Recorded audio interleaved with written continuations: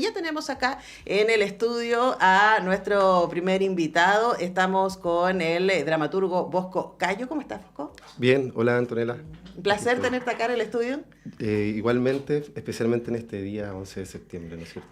Claro, tú sabes que acá en el semáforo nosotros estamos constantemente hablando de cultura, artes, de sociedad civil organizada y ha sido muy interesante en estas semanas ver cómo desde distintos espacios de las artes se ha estado resistiendo, ¿cierto? Sí. A partir de la memoria y a partir de la creación, algo que realmente es tremendamente importante, especialmente en este contexto. Ahora, esta obra en particular, Negra, la enfermera del general, que se trata de la mujer que acompañó a Pinochet en Londres y que Ujú. fue un testigo clave para Sí, dar cuenta de su incapacidad mental sí. para resistir el juicio, que fue la excusa, ¿cierto?, que se usó en ese momento para poder traerlo de vuelta a Chile.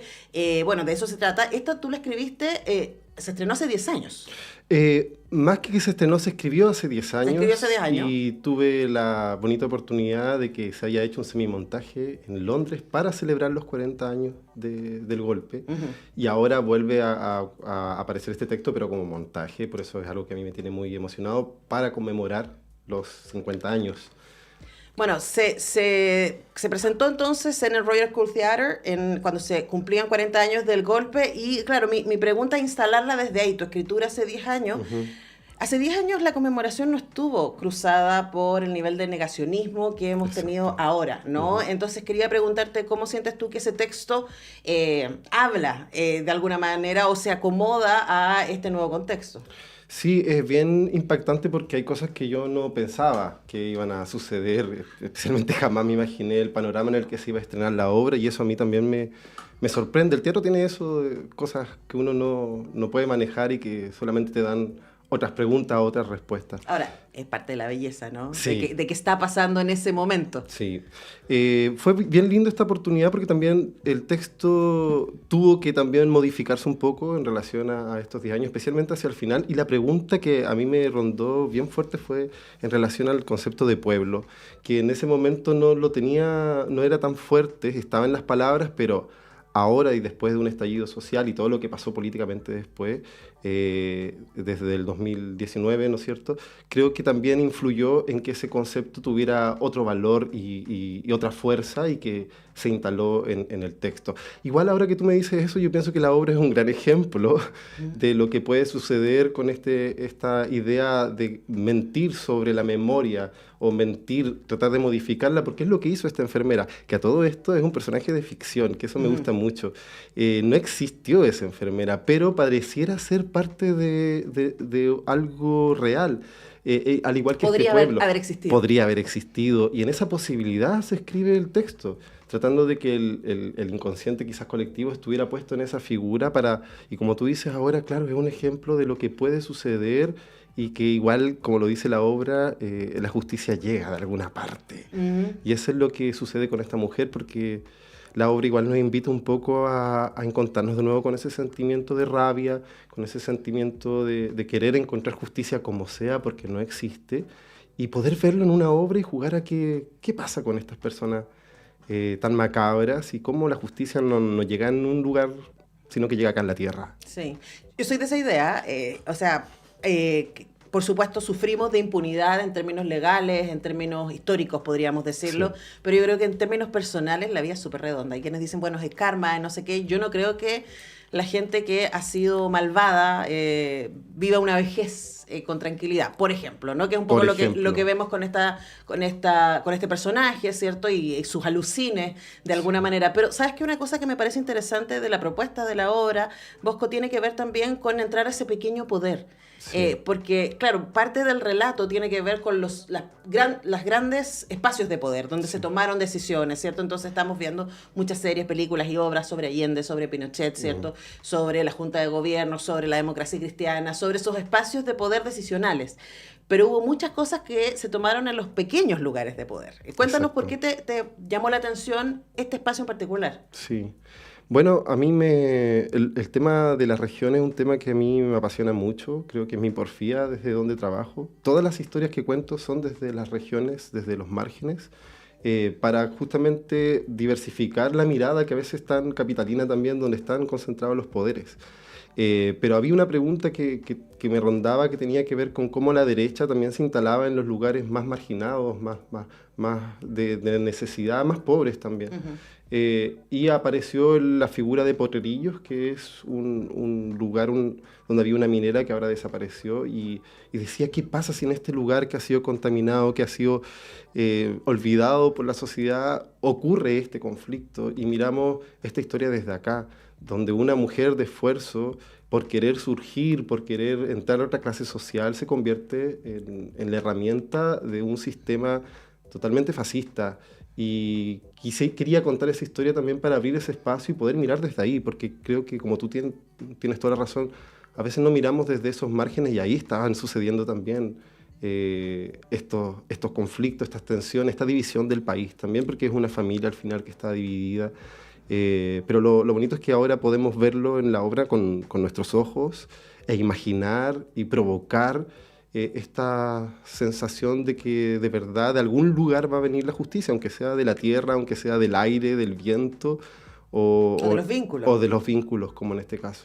Ahora, también detenernos ahí en ese ejercicio de, como tú dices, de esta idea de surgir y de que aquí puedo ver un lugar para asegurarme, porque no sé si tú, pero nosotros acá nos hemos hecho muchas preguntas desde hace un año, desde el 4 de septiembre, diciendo que diablo nos pasa, ¿no?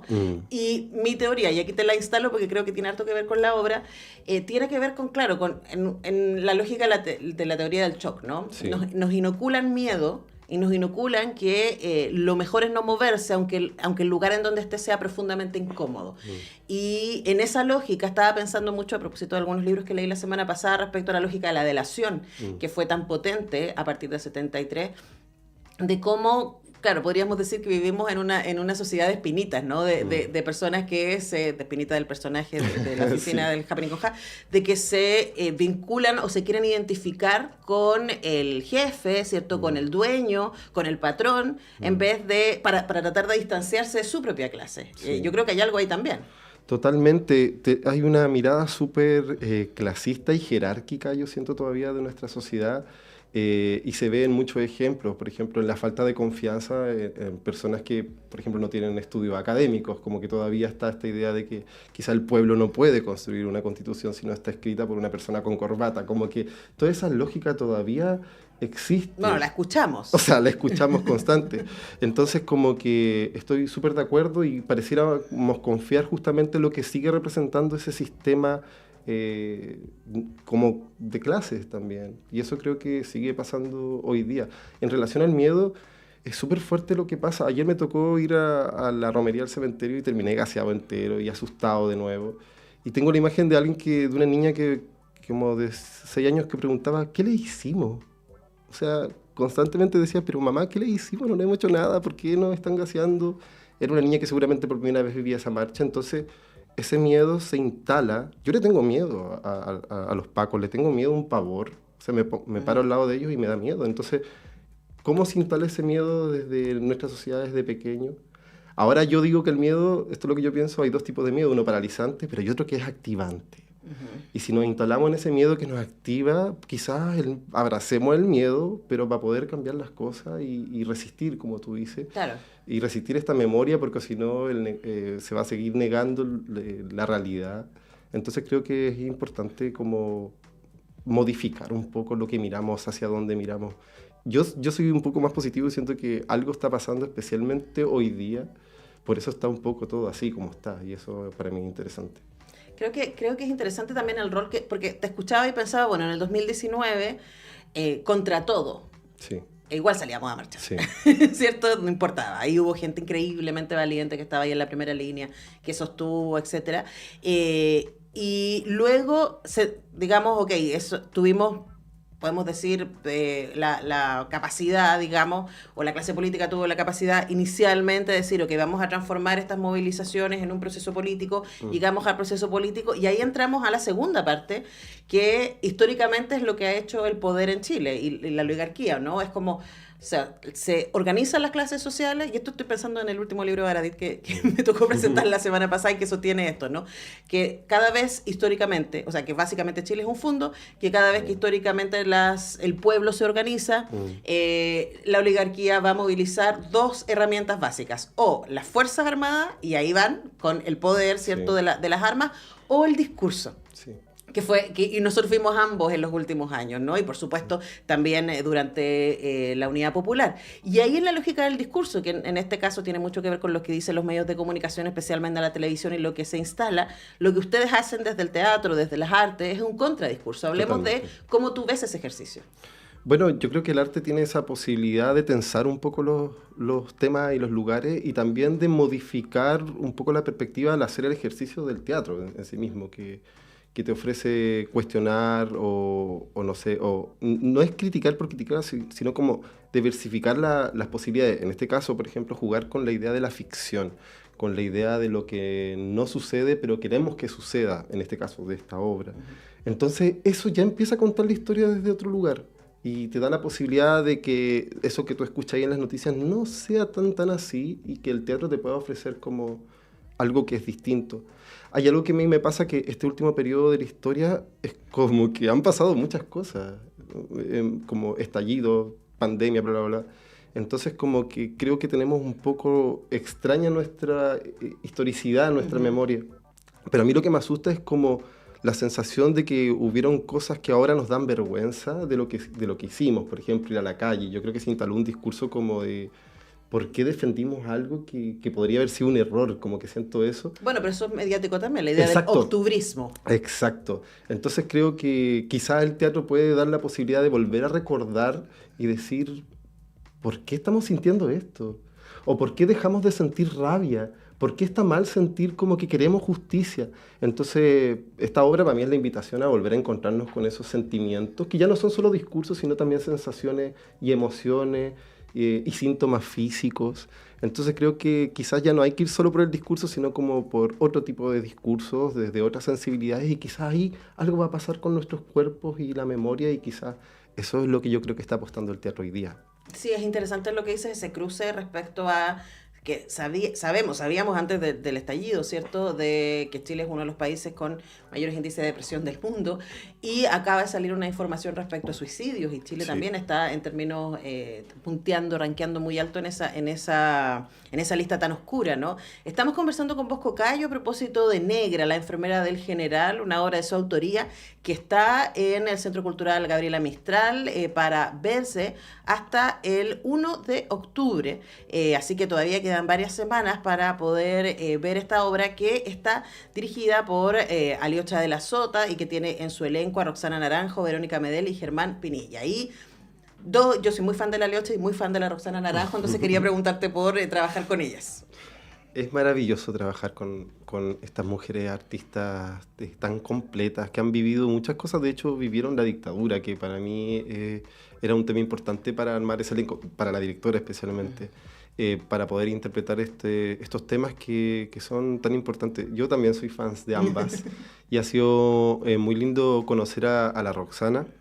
Yo la admiraba mucho todo su trabajo. Y ahora creo que hace un trabajo bellísimo, se pone en el lugar justamente del que no queremos ponernos, y tiene que sufrir, y lo hace y pone su cuerpo, y es bellísimo verla. Es así muy que valiente. es muy valiente al hacer esto. Entonces yo solo invitarles a que vengan a escucharla y verla, porque es muy maravilloso lo que hace. Bueno, Roxana Naranjo, como les decía, está protagonizando esta obra, que también tiene a Verónica Medel y Germán Pinilla. Roxana interpreta a esta enfermera ficticia, sí.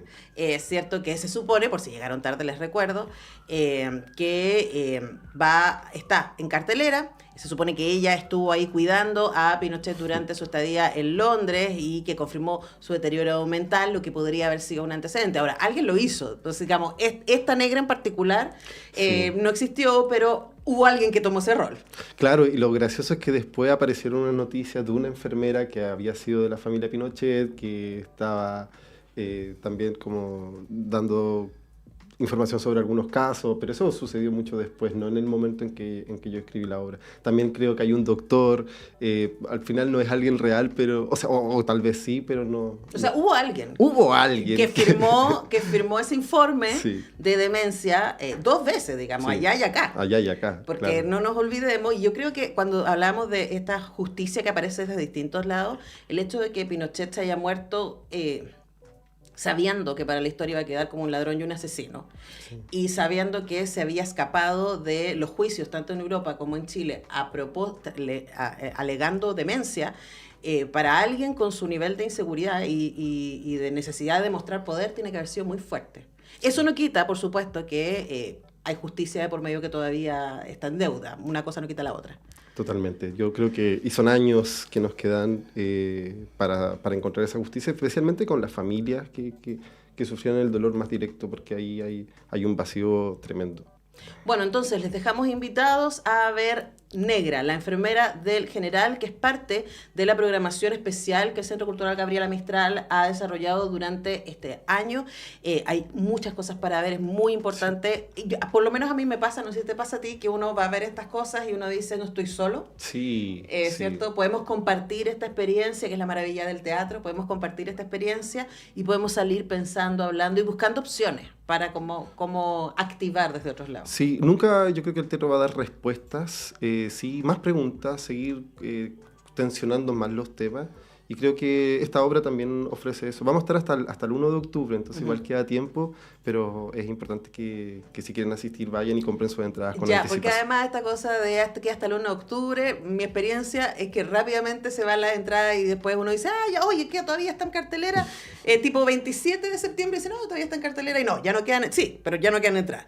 Así que asegure su entrada para ver Negra, la enfermera del general. El GAM está de miércoles a sábado a las 21 horas y el domingo a las 20 en la sala N1, además que es una sala chiquitita. Sí. Así que tienen que... Hay calefacción, está rico, así que está helado o hace calor ahí. Hay buena Una buena opción. experiencia. Toda la información y también para comprar las entradas en gam.cl. Hemos estado con Bosco Cayo, muchas gracias, Bosco. Gracias a ti. Dramaturgo de Negra, la enfermera del general.